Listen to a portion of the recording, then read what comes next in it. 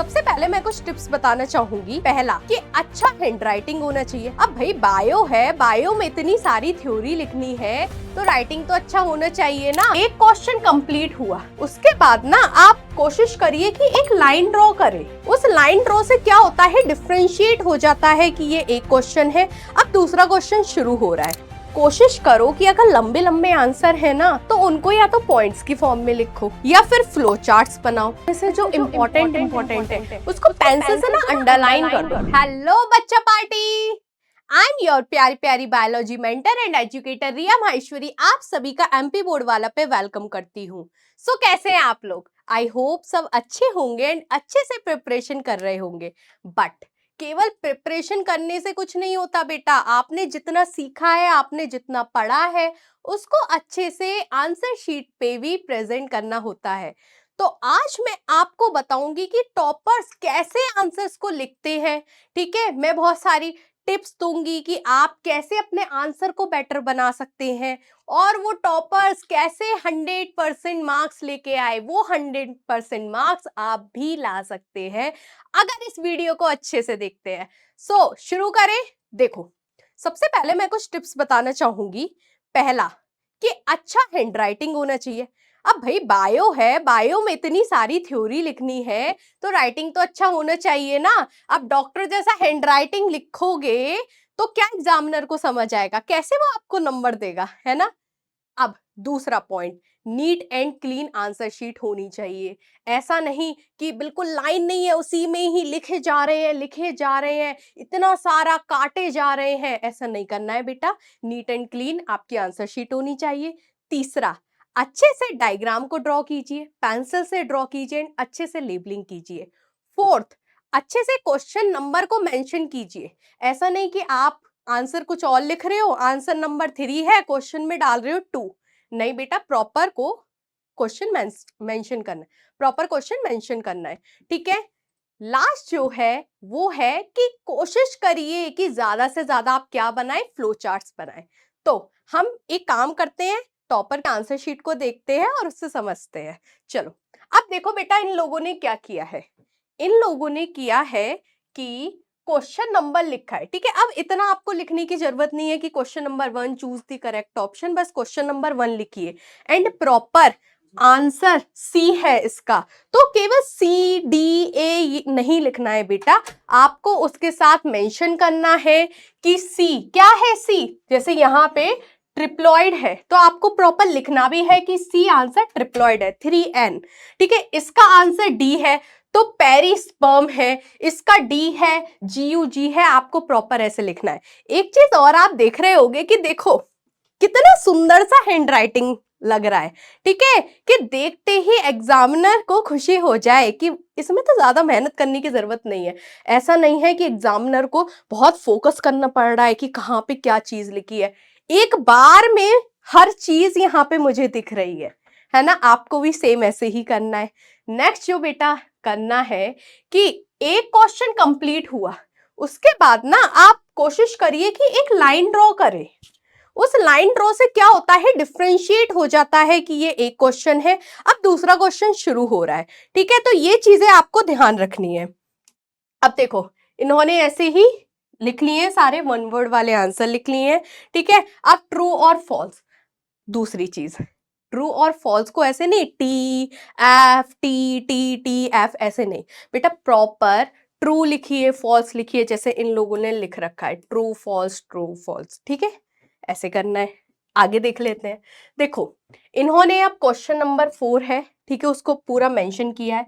Match the following है तो इन्होंने ऐसा नहीं फर्स्ट ऐसे नहीं लिखा है कि फर्स्ट का थर्ड होगा या फिर ए होगा, सेकंड का डी होगा, ऐसे नहीं बेटा। प्रॉपर आप लिखिए जिससे एग्जामिनर को अच्छे से समझ आए कि आपने किसका क्या लिखा है। ठीक है, चलो आगे देखते हैं।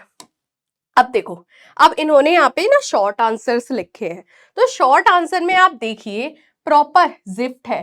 तो ऐसा नहीं कि सीधे पूछा गया है कि बताओ जिफ्ट की फुल फॉर्म क्या है, तो ऐसा नहीं कि सीधा फुल फॉर्म लिख देनी है। आपको बेटा पहले लिखना है जिफ्ट, उसके बाद फिर आपको उसकी फुल फॉर्म लिखनी है। ठीक है, उसके बाद फुल फॉर्म लिखनी है।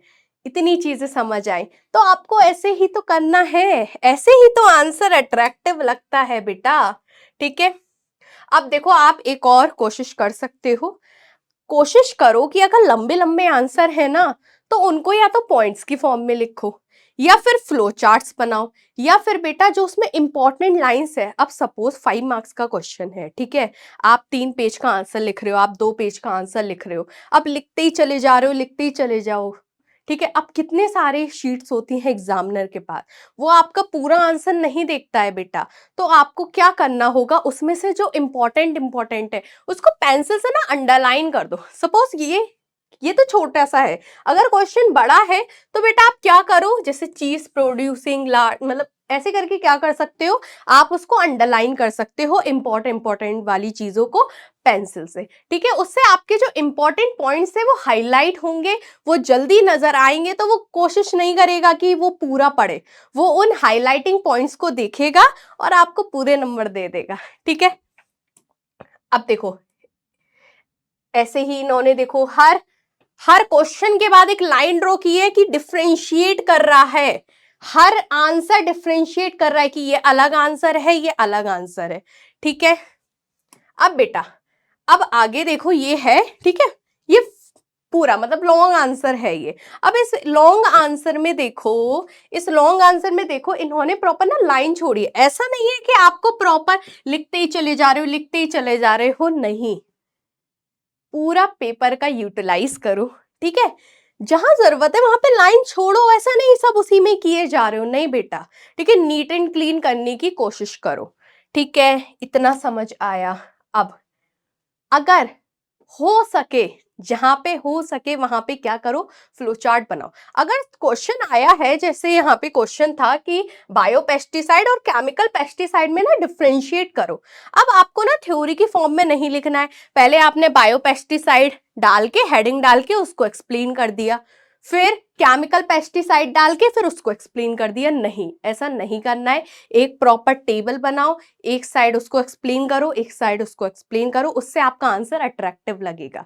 ठीक है, चलो, तो इन्होंने देखो ऐसे ही किया है, पहला पॉइंट यहाँ पे, पहला पॉइंट यहाँ पे।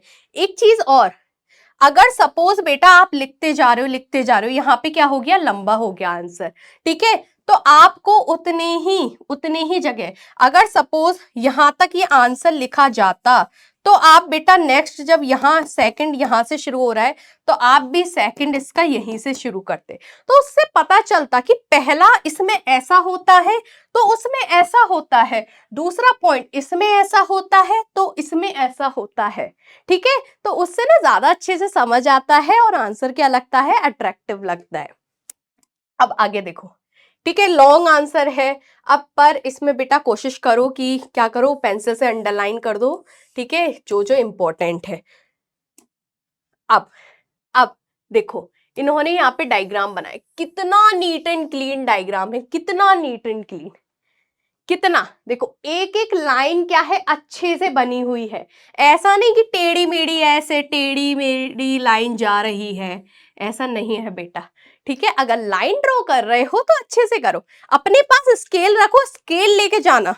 ठीक है, डायग्राम में भी यूजफुल आएगा आपका, जैसे पिरामिड बनाने को आ गए, ठीक है, फ्लो चार्ट्स बनाने को आ गए, उसमें भी क्या होगा, स्केल अच्छे से यूज में आएगा। ठीक है, तो स्केल लेके जाना बेटा, पेंसिल लेके जाना, इरेजर लेके जाना, पेन लेके जाना, ये नहीं है कि भाई पेन दे दे, भाई स्केल दे दे, नहीं बेटा। ठीक है, क्या हो गया, आप डिस्ट्रैक्ट हो गए और भी लोग क्या होंगे, डिस्ट्रैक्ट होंगे। ठीक है, ऐसा नहीं करना है। चलो, अब देखो इसको, देखो कैसे इन्होंने अच्छे से एक्सप्लेन किया है, जहां जरूरत है वहां इन्होंने लाइन भी छोड़ी है, जैसे क्या हो गया, ये सेल डिवीजन है। अब नेक्स्ट जो पॉइंट स्टार्ट हो रहा है, तो उसके बीच में क्या छोड़ी गई है, लाइन छोड़ी गई है, तो आपको भी ऐसे करना है। ठीक है, चलो आगे देखते हैं।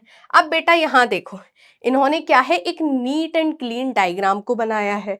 ठीक है, केस फर्स्ट लिया है, बीच में लाइन, ऐसा नहीं कि एक साथ चलता हुआ आ रहा है, एक साइड इसको समझाया है, एक साइड इसको समझाया है, दोनों केसेस को साथ में लेके चले हैं और क्या बनाया है, नीट एंड क्लीन डायग्राम बनाया। एक चीज और बेटा डायग्राम में आपको याद रखनी है कि अगर आप लेबलिंग कर रहे हो, जैसे सपोज यहाँ पे आपने क्या बनाया, फ्लावर का स्ट्रक्चर बनाया, ठीक है। अब सपोज आपको लेबलिंग करनी है तो आप लेबलिंग कैसे करोगे? ऐसा नहीं बेटा उड़ा उड़ा के करोगे, ओहो हमारा ही लिखा हुआ उड़ गया, ठीक है, ऐसा नहीं उड़ा उड़ा के करोगे। देखो यहां ऐसे लेबलिंग कर दी, यहां ऐसे कर दी, यहां ऐसे कर दी, यहां ऐसे कर दी, नहीं बेटा ऐसे नहीं करना है। या तो आप सारी लेबलिंग राइट हैंड साइड पे करो, या तो आप सारी लेबलिंग लेफ्ट हैंड साइड पे करो। अगर ज्यादा है तो ऊपर नीचे नहीं करनी है, राइट और लेफ्ट ही करनी है। अगर बेटा ऐसे करके आ रहा है तो आप, ओहो, अगर बेटा ऐसे आ रहा है तो ऐसे करके ऐसे लेबलिंग कर दो, बट आपकी जो लेबलिंग है वो राइट या फिर लेफ्ट साइड ही होनी चाहिए, ठीक है। चलो आगे देखते हैं। अब बेटा ठीक है, पॉइंट्स को अच्छे से एक्सप्लेन करिए, ठीक है। पॉइंट जैसे थर्ड है, फोर्थ पॉइंट है, ठीक है, अब ये थर्ड आगे। अब ऐसा नहीं कि पॉइंट है, सपोज सब पॉइंट है तो हमने पॉइंट्स को फर्स्ट से मार्क किया तो हम सब पॉइंट को भी फर्स्ट से ही मार्क करेंगे। आप ऐसे कर सकते हो, नंबर में लिख दीजिए, रोमन नंबर में लिख दीजिए उनको डिफ्रेंशिएट करने के लिए। जैसे यहाँ पे नंबर में चल रहा है, नेक्स्ट जो पॉइंट बताना है वो उन्होंने क्या किया, रोमन नंबर में लिख दिए। तो आपको भी ऐसे क्या कर सकते हैं, डिफ्रेंशिएट कर सकते हैं, ठीक है। या फिर सीधे सीधे ऐसे आप बना सकते हैं, या फिर पॉइंट्स बना सकते हैं। मतलब आपको ओवरऑल ऐसे लिखना है कि पॉइंट्स है वो अच्छे से हाईलाइट हो, ठीक है। चलो अब बेटा यहां पे इन्होंने देखो कितने अच्छे से एक्सप्लेन किया है, पीसीआर को एक्सप्लेन किया है, हर एक पॉइंट इंडिविजुअली अलग अलग अच्छे से शो हो रहा है। अब मैं इसको देखूं, अब मैं देखते ही बता सकती हूँ कि यहाँ पे मुझे क्या क्या दिख रहा है। ज्यादा मुझे देखने की मेहनत नहीं करनी पड़ रही। सबसे ऊपर मुझे एक्सटेंशन दिख रहा है, फिर मुझे रिक्वायरमेंट्स दिख रहे हैं कि रिक्वायरमेंट्स क्या क्या होते हैं पीसीआर के लिए, उसके बाद मुझे रिक्वायरमेंट दिख गए। अब यहाँ पे इन्होंने डायग्राम बना के नेक्स्ट पेज पे क्या करा है, डायग्राम बनाया। डायग्राम देखो कितना बेहतरीन डायग्राम बना है, कितना नीट एंड क्लीन डायग्राम बना है। तो बेटा कोशिश करो कि आप ज्यादा से ज्यादा डायग्राम बनाओ। अब देखो इसको सादा लिख देते, नहीं, अगर आप इसके थ्रू डायग्राम के थ्रू जितना एक्सप्लेन कर सकते हैं उतना एक्सप्लेन करेंगे तो आपका जो आंसर है वो बहुत अट्रैक्टिव लगेगा, ठीक है।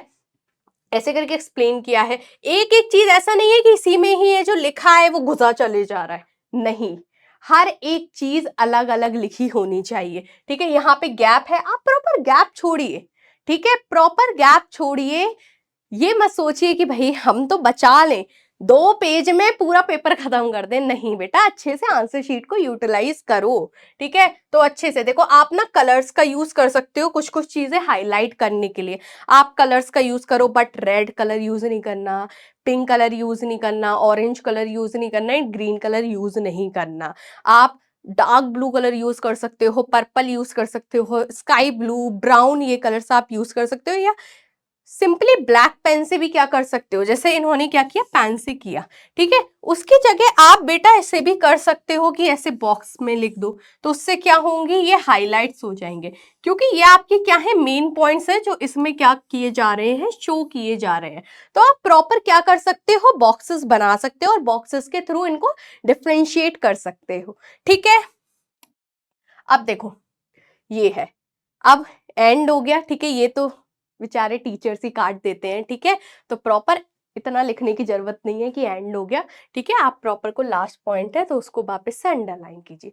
तो आपने यहाँ पे क्या क्या चीजें देखी, समरी ले लेते हैं। सबसे पहले देखा बेटा कि डायग्राम कितने अच्छे से बनाए थे, ठीक है। हैंड राइटिंग कितना अच्छा था, एक एक चीज अच्छे से शो हो रही थी, ठीक है। यहाँ पे आपको देखने को मिला कि ऐसे ऐसे बहुत ऐसे ऐसे काट रखा हो। अच्छा एक चीज और बेटा, अगर आपको कोई चीज कट करनी भी है, गलत हो गई है तो वैसे नहीं, गलत ही रहने दे, ठीक है। बहुत सारे तरीके होते हैं, ठीक है। जैसे सपोज ये मैंने लिखा एग्जामिनेशन, अब बेटा ये मैंने गलत लिख दिया, मुझे क्या करना है, इसको काटना है। तो काटने का क्या तरीका हो सकता है, ये नहीं है बेटा कि आप पूरा इसको ऐसे ऐसे ऐसे ऐसे भर दो या एकदम उस पे इंक चढ़ा दो, नहीं बेटा, ऐसा बिल्कुल भी नहीं करना है। उससे ना आपकी जो गलतियां होती हैं वो और हाईलाइट होती है। सीधा आप क्या करो, ओहो, सीधा आप बेटा क्या करो, उसको ऐसे क्या कर दो, लाइंस बना दो, ठीक है, ये कर सकते हो। या फिर बेटा आप ऐसे करके इसको कट कर सकते हो। अब इससे आपका कट भी हो गया और बहुत ज्यादा हाईलाइट नहीं हो रहा कि एग्जामिनर ने जैसे ही पेज पलटा सबसे पहले उसे जो दिखा वो दिखा आपकी गलतियां। ठीक है, तो इन चीजों का आपको याद रखना है। हर आंसर के बाद कोशिश करो एक लाइन ड्रॉ कर दो, पेन से नहीं तो पेंसिल से लाइन ड्रॉ करो। कोशिश करो जो जिसमें आपकी बहुत थ्योरी लिखनी है, जो लॉन्ग आंसर्स हैं उसमें जो आपके इंपॉर्टेंट पॉइंट्स हैं उनको हाईलाइट करो। ठीक है, उनको हाईलाइट करो। डायग्राम्स है, डायग्राम्स की लेबलिंग या तो राइट साइड करो या लेफ्ट साइड करो या दोनों साइड करो, ऐसे ऊपर नीचे नहीं करनी है। तो इन बातों का आपको ध्यान रखना है और अच्छे से प्रिपरेशन करनी है और बहुत अच्छे मार्क्स लाने हैं। ठीक है, थैंक यू।